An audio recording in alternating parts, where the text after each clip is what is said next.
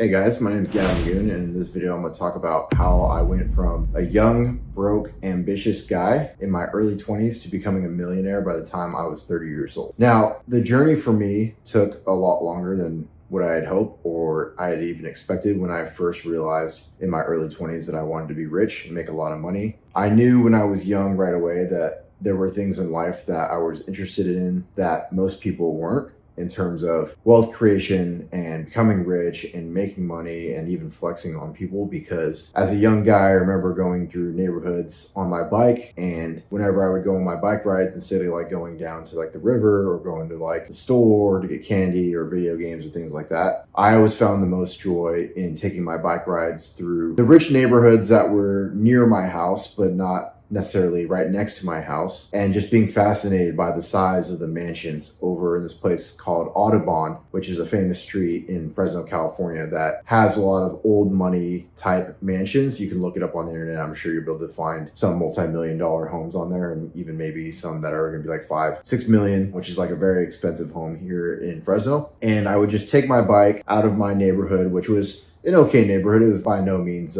anything to write home about, but it definitely wasn't like a ghetto either. I grew up in a family where both of my parents, we were living on one teacher's salary as a kid growing up. My mom was from Japan, so she had come over and met my dad here in the United States. And my dad was a teacher while my mom was in school studying to become an accountant and a CPA. So I'm not going to say that I like grew up in a poor environment or anything like that, because it's definitely not true. But like a teacher's salary for a family of four between my parents, my brother, and I is like obviously not a lot here in the United States, especially in the state of California, where things tend to be a little bit more expensive. But yeah, so I knew from a young age I wanted to make a lot of money, but I had never understood until I hit like my early 20s, like maybe 22, 23 years old, that you actually had to do things and take action, and just wanting things in life was not enough. And especially to become rich was just not an easy thing, especially if you don't come from a family or a background where money is very common or even talked about a lot, right? So it was kind of in my early 20s when really my journey began, understanding what my goal was and what I was looking to achieve to become rich.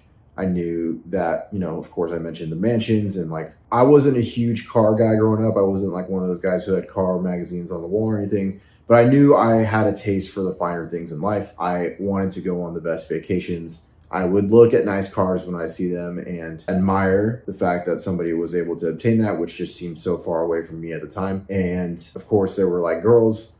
Girls always seem to be around money, and even just like simple things like going to concerts or sports events and things like that. I always wanted to be sitting in the best section, or even just like not go unless I could do it in the right way, right? So it's not to say that I didn't go do things as a broke young 20-year-old. I was always very outgoing in terms of like going out to see people and socializing and doing things like that. But it was always the social aspect of it that I went. It wasn't so much for the event itself, because I just couldn't afford the access to the best parts of events or places to travel to and things like that, right? Like I'd never flown first class until I was 29, 30 years old. I'd never been in a luxury car or sports vehicle or anything like that. And I'd never even really had a car that was even like considered like a rich car. I had like a Honda Civic when I was in high school, and I had like a Honda CRV when I was attending university. So money had always eluded me. It was something that was very foreign to me until I became like an early 20-year-old ambitious guy. And then of course I'd never done anything up to that point in my life to actually obtain money. And it's because I just hadn't realized what actually it takes to become somebody of high value and to make a lot of money, until one day I was talking about it with a friend of mine who I kind of met in university, and he was telling me like, okay, yeah, Gavin, you admire these things and you want these things, but like what are you actually doing to achieve them? And I couldn't answer the question, and it was a big moment for me because it was the first time I had realized that somebody was telling me to my face like, yeah, it's cool that you want things, but like you're not actually doing anything to move in that direction. You're not reading business books. You're not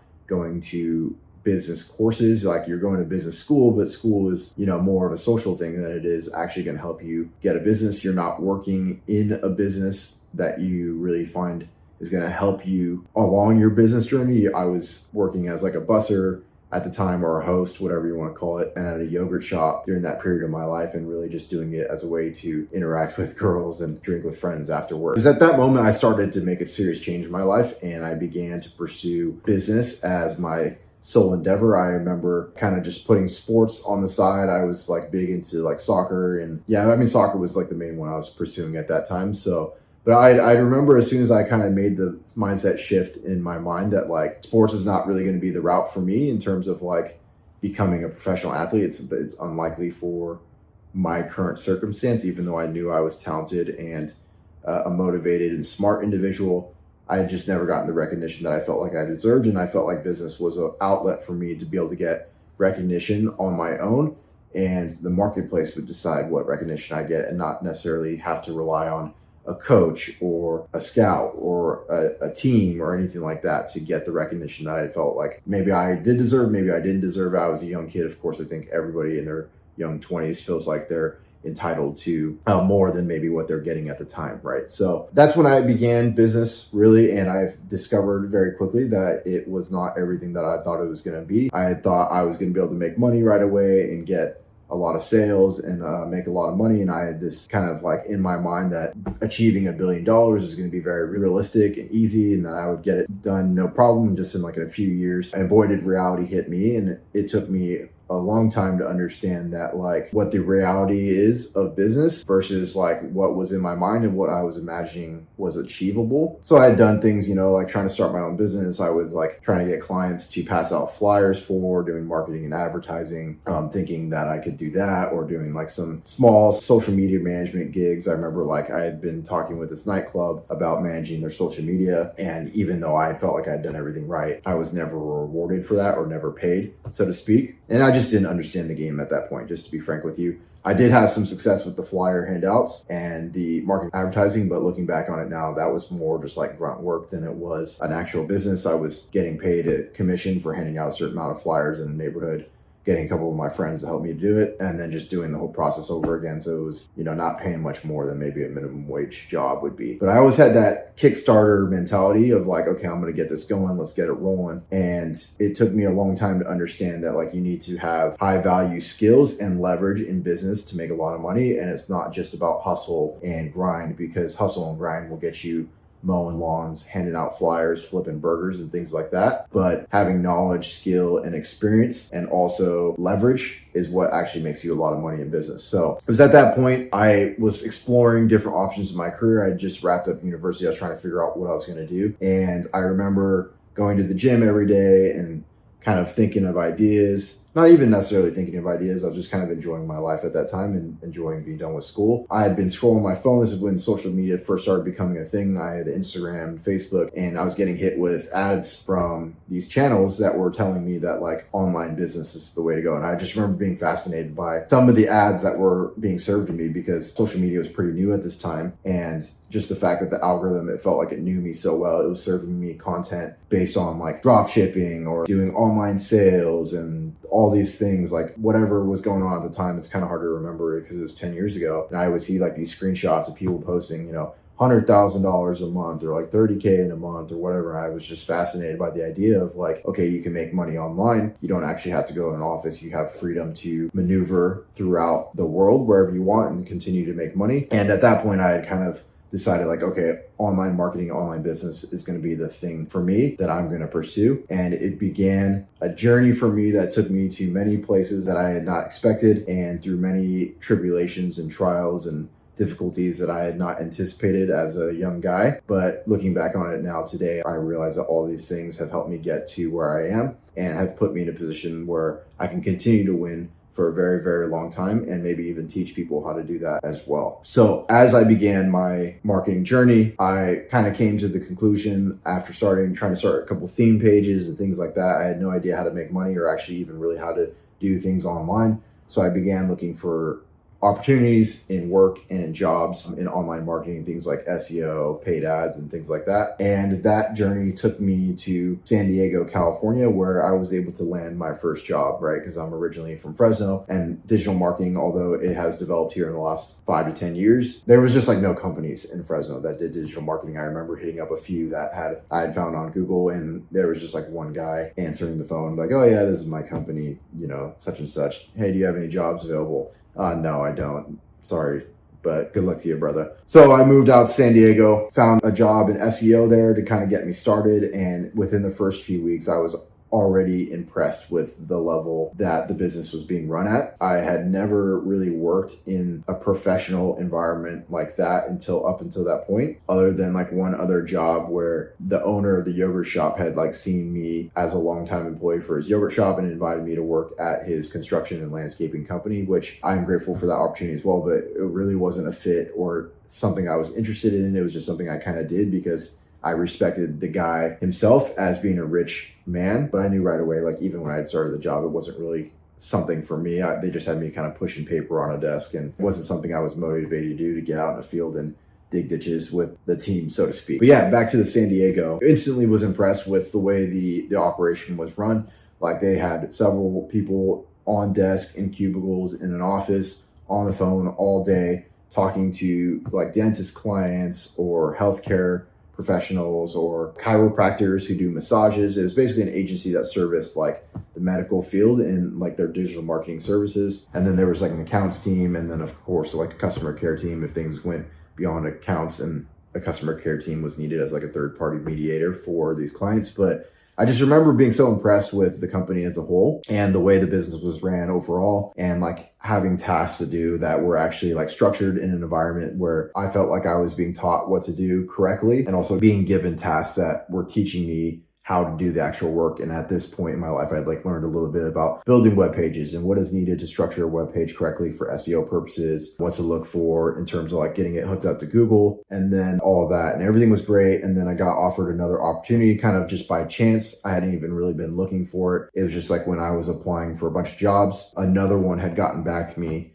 a few months later after I'd moved down there, which had significantly higher pay, and the company just looked very legit. It was in a downtown office in a high rise in San Diego. As soon as they offered me an interview, I was hesitant to take it at first because I had just started this other job, which I was grateful for. But this one just looked by far and away so much better. It was like a top rated agency in the city of San Diego. So I took the interview out of just curiosity, just to go downtown and see what it was like. And I ended up getting the job out of like 50, 100 applicants. I don't know the exact number. You would need to ask the HR professional that was in charge of that. But I remember it being very competitive and me being like 2 of 50 or 100 people that were selected for that round of interviews. So gratefully, I accepted that position, and I went on to manage advertising for brands and really getting a next level experience in terms of what it's like to run an agency and a company. Of course, I was not in charge of the agency or company by any means, but the people who ran this company were very legit, very much knew what they were doing. Smart people who graduated from like Berkeley or UCLA. I don't want to say exactly what schools it was, but I know for sure Berkeley was one of them. So we're talking about top line, highly educated people running this business, and they were doing very well for themselves, making 8 figures per year at least, if not 9, signing brands from all over the world that you've heard of, like Reebok or Vans or Dainese was a client that I had that I was managing ads for. And it was just like an incredible opportunity and experience overall, right? So really in this place, in this 2-year span, is where I learned my digital marketing skill set and got the experience needed in a professional environment to really become a competent professional, I would say, and somebody who really knew what they were doing when it came to online business and marketing. And it was around the age of 26 or 27 at this point where the company I was working for had like ended up being sold and being merged into like a mega corporation, and is now, I think to this day, still the largest independent digital marketing agency in North America. It was kind of at this point where I had felt like I had plateaued, so to speak, in the company. The company, of course, I will always be grateful for that opportunity, but it was just not an environment that I felt was suitable to me anymore. In the beginning, everything was great. I felt like there were a lot of hustlers in the building, a lot of people who were determined to be their best and do their best. But when the size of a company goes from like 100 people to 1,000 overnight, essentially, the culture and the environment of a team changes a lot when that happens. And it's just like an unpreventable scenario. It's just going to happen no matter what you do as a business owner or as a company, because when you have 100 people in a building all talking and to each other every single day, you start to know them a little bit, like, maybe their family's name or like what they like to do and things like that. But like when it goes to 1,000, it's really hard to develop that bond and that relationship with people anymore at this point. And it really becomes more of a professional corporate environment. That's the best way I could describe it. Didn't feel like it was a fit for me anymore in terms of what I was bringing to the table and like my personality. Even in a smaller company, I felt like it was still a little bit difficult for me to fit in with all the other employees. There were some people, of course, I got along with really well, but in terms of like mindset and what I wanted to get out of life, it definitely was not for me anymore. So I had left that company without another job lined up and kind of just went out on my own and tried to figure out what the next step or phase of my life was going to be. This was kind of when I started to learn the reality of like being an employee versus being a business owner. For the business owner, everything falls on you, right? You have to understand how to get leads and clients and close deals and then manage a team and still make sure the client is happy and getting the results that they're looking for. And it was through these next couple of years that I went through a lot of ups and downs in terms of finding a thing that worked for me really well, because I just struggled to understand all aspects of a business that were needed. Because although I was really good at the digital marketing side and being able to get results, I wasn't so experienced or good at getting my own clients or like hiring people or even really just like understanding how to build it like a system or a process that you can rely on all the time for new business, as opposed to being in a business and having a team around you that handles different parts of the business. So this was a difficult period of my life for sure. I kind of went broke at this period. Not that I was ever rich while I was working a job, but I was taken care of, so to speak, right? I was making enough money to pay the rent, have a little bit of savings, but not really, because I was spending it a lot on partying and doing things that I like to do. At the time, I was enjoying my early 20s. Although maybe some would argue that was the best decision, I still feel like I got a lot of life experience at this time that was really helpful in helping me feel fulfilled in now my early 30s. I mean, it was definitely a difficult period. I kind of went totally broke. I ended up going into massive debt, like at least minus 20,000 in like credit card debt that I owed because I just wasn't able to reliably get new clients in the door. And I would get a client here and there, service them really well, but I had one-initis and I would just totally depend on them. And a lot of times, even if it was out of my control, the clients would leave, right? And that's kind of like the first lesson I would like to share today, is that like you can do everything right and things still not break your way or go your way just based on circumstances that can happen in business, right? Because there were clients that would tell me literally like, hey, this is the best service I ever had, but like, I just don't want to pay for this anymore because of X, Y, Z. So we're going to go a different direction. We're just actually not even going to continue with the service anymore. And that was like a kind of a big, letdown for me, obviously, in my life, because I didn't have a reliable way to do it. I was trying to just like cold DM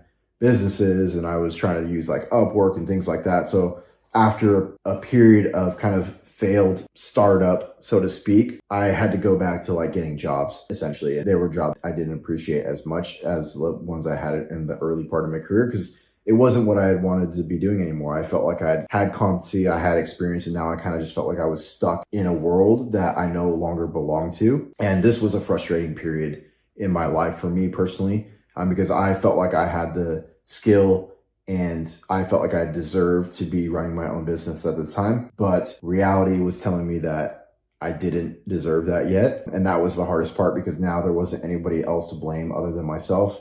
Unlike early part of my life where I felt like maybe in sports I could blame a coach or other people or whatever it might be, right? So it was really at this point where I had learned to take self-accountability. And you should also understand that the situation that you have in life currently is entirely up to you. Even if you feel like you're being treated unfairly by others, it doesn't matter, because you have the power to walk away from situations, or you have the power every single day in your life to change situations. And if it's not changing in the way that you expect or that you want, it's because you haven't done the things yet that make you deserve to have the things that you think that you deserve. All right. So that was kind of a mouthful, but that's the reality. And that's what I love about business. And what everybody should ultimately love about business is that it's very honest. The marketplace decides, the marketplace tells you, yeah, there are things that happen that are random and a little bit unfair sometimes, or unlucky, whatever you want to call it. But ultimately, if you're doing all the right things, you're going to get the right results that you're looking for. So back to the journey. I was bouncing around from job to job a little bit. I had gotten fired from 3 jobs in a row. I could say it was not my fault. Maybe it was, maybe it wasn't. I can tell you that when I had gotten fired from these jobs, there were not reasons given to me for why I was fired. Every single time it was just, hey, we're going in a different direction based on culture fit, based on company fit, right? And like, nobody understands what that means, but I felt like I had been getting treated unfairly. But at the same time, it didn't affect me as much as maybe it would have in my early 20s, because at this point I felt like it was not something I wanted to be doing. And maybe that was being reflected in the work I was doing as well, if I was to do some honest self-reflection on that period of my life. So I was bouncing around from job to job. I was bouncing around from business idea, trying to get something to work again. I had tried starting like a website where we would sell like advertising placements on it. Of course, I was still trying to get like Google ad clients and social media marketing clients and things like that. Nothing was really sticking. And then it was kind of at this point in my life, I'd been introduced to an online course in OnlyFans management by the Tate brothers. That kind of got me interested in what the Tate brothers were doing and following along with what their journey was online. And I bought a couple of their courses just out of pure curiosity and talked to the War Room admin at the time, and wasn't really interested in joining the War Room, but he kind of, he had a solid argument for why to do it. And I ended up doing that as well, because I didn't have much going on in my life at that point anyways. There was not a lot like a business network I could rely on. There were not people that I could really talk to about business. I ended up trying a couple of the courses, and OnlyFans management for some reason was the one that really spoke to me. And I remember watching the course and just kind of being curious about the business more than actually being interested in starting it. And I even remember like watching it, and it was like kind of Andrew was saying like, hey, you probably shouldn't start this unless you have a girl to start with. And I was like, okay, that's fine. I don't really see that happening for me anyways. Lo and behold, as I was continuing on with my life, working various digital marketing jobs as like an ad manager, trying to run my little website where I was selling ads on it, I had met a girl that was essentially down to do it, right? And it wasn't even like a topic or a conversation that I had planned to bring up. It just kind of came up casually. And then we started it as not a joke, but just something to do kind of between us for fun to begin. And instantly we started making a lot of money. The first month we made like $3,000. And right away, that was the first time I had ever really saw the power of OnlyFans, because I'd never even really thought about it or considered it in my life before up until that point. And then I realized like, wow, this was like the easiest $3,000 I ever made in my life. Up until that point, I had been accustomed to like, okay,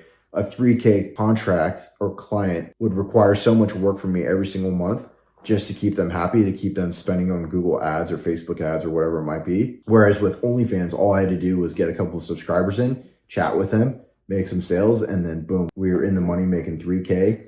And it was the first time I had seen a business that I was like, okay, this is actually really, really scalable, because it's more based on getting a high volume of regular people in the door than trying to sell business owners as a young guy, right? And that was something I came to the realization of, was that it was very difficult for me as like a mid-20s guy to sell 40-year-old men on why they should use my marketing service. Although they understood the value of it, they wanted to work with a big company, right, where that is run by other older men that they have heard on podcasts or talked to or whatever it might be. And listening to a mid-20s type of guy was not really something that they line it up out the door, so to speak, to sign up for a couple $1,000 a month service. So started with OnlyFans. After a couple months, was able to make $14,000 and then $30,000 in like my third or fourth month. Can't remember exactly what it was, because I had been introduced to TikTok by someone else who was doing it. And ever since then, I've been in the OnlyFans management business, and things have really grown well over the last few years. I took all the skills and knowledge that I learned from my previous experience in life, applied it to OnlyFans management and running a professional agency, because I saw a lot of people in this space that were either just managing like one model, or they were really doing it as like a hustle, and they were seeing it as a way to extract value from guys who were buying content on OnlyFans, rather than seeing it as like a legit business that they could run as an agency and sign, basically hundreds of creators if they wanted to the agency, and get them all earning similar to having like a roster of clients that are paying you every single month, instead of, marketing contracts that are worth $3,000, $5,000, $10,000 a month. You can have model A be worth $3,000 a month, model B worth $5,000 a month, model C worth $10,000 a month, and you can even have model D and E and F all be worth $50,000 per month, right? Ever since I had started, I always took the approach of like, okay, I'm going to run this like an agency, like I would a marketing agency. And I've been signing clients ever since. We're now at a point where we have 30 clients, or I don't really like to call them clients, because they're not clients. They're more like partners on our agency and the way things are set up. But these models and creators, we have 30 of them, all of them earning at least, $500 to $1,000 a month, and some of them even earning up to, 90, 100K a month, depending on the month. Now, it's not to mean that they always earn that much because OnlyFans is somewhat volatile, but yeah, things are going pretty good right now. We have $250,000 in monthly revenue that we're usually managing, and I don't see any reason why that can't continue to go up as we continue to sign more models and also continue to improve the service that we're providing them or partnership that we're providing to them, and continue to innovate and improve the marketing strategies that we do, the content, the chatting, the systems and processes for the team overall. And I do believe this is going to be a business that can not only take me to a millionaire, which is what I am today, but also multi-millionaire and even 8-figure type of entrepreneur. So that's where we're at today. A couple key takeaways, I think, for those of you who've watched all the way through this video, which I really appreciate, is that one, you need to understand the circumstances that you're in. If you're like a young 20 or mid-20s guy, and you're trying to sell to people who are not relatable to you, so to speak, like a mid-40s guy like I was trying to do previously, you're going to struggle. So you got to look at your circumstance and your situation and understand where you're at and find out where you can fit into the marketplace. For a lot of young guys, that's going to be OnlyFans management or like YouTube automation or social media management or things like that, where you don't have to necessarily get older men to pay you money. You can get it from just regular people, the marketplace as a whole, regular customers, not thinking about paying some young 20-year-old guy. They're just thinking about, spending money at the casino, or they're spending money on models or whatever it might be, the type of business that you're running. I mean, that's going to make things a lot easier for you. Being a young guy can actually be a bit of a detriment in business because, young guys are seen as inexperienced and incompetent when that's typically actually not the case. It's just they haven't been given the opportunity yet to prove themselves. So that's the first thing I would say. The second thing I would say as a big takeaway from this video is like, you need to do businesses and sell things that people want, not what people need. Because even if you sell like a marketing service, for example, and it's making them money, you might think on your end that everything's all good because they need this marketing service. They are making a return every single month on it. But the reality is they don't want it. They don't want to pay a marketing service. They don't want to pay a mid-20s guy to manage their ad campaigns. They would rather just let it run or even not deal with it at all, rather than maybe feeling small and having to go to a younger guy for marketing advice or whatever it might be. Whereas like, if you're running an online casino or if you're running an OnlyFans management agency, like these customers, they are indirectly paying you, the young guy. But what they're really doing is they're paying for the front end that they see, right? So if they're paying for gambling, what they're doing is they're spending money in the casino. They don't see the person running the casino, right? Or if they're paying for content on OnlyFans from a model, they're paying for the model. They're not necessarily paying for you. So it kind of puts an invisible shield between you and any like things that could deteriorate the chance of you at getting paid.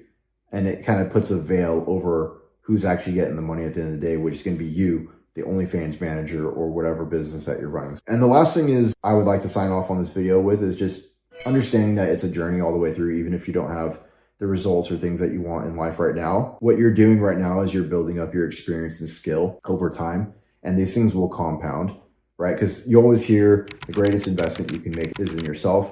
And it's completely true, because if I had not gone through all those steps of like, hey, learning how to actually do digital marketing and then learning how to actually get my own clients and like learning how important that is to not depend on just a single person, and then actually going through the failure of like, I've learned how to get clients, but they are, not necessarily dependable because of who I am. And there's nothing wrong with like what I actually did, but maybe just real world realities of like, hey, younger guys maybe aren't going to be the most payable people in terms of who's going to get the money at the end of the day. So going through all these different experiences and all these failures, or I wouldn't even call them failures, but just like things that I had to learn, has set me up to be in a position today where I can make a lot of money on OnlyFans management and continue to do so for a very long time. I've seen a lot of people who started in this business at the same time as me completely fall off and not make any more money or make excuses for why things got difficult,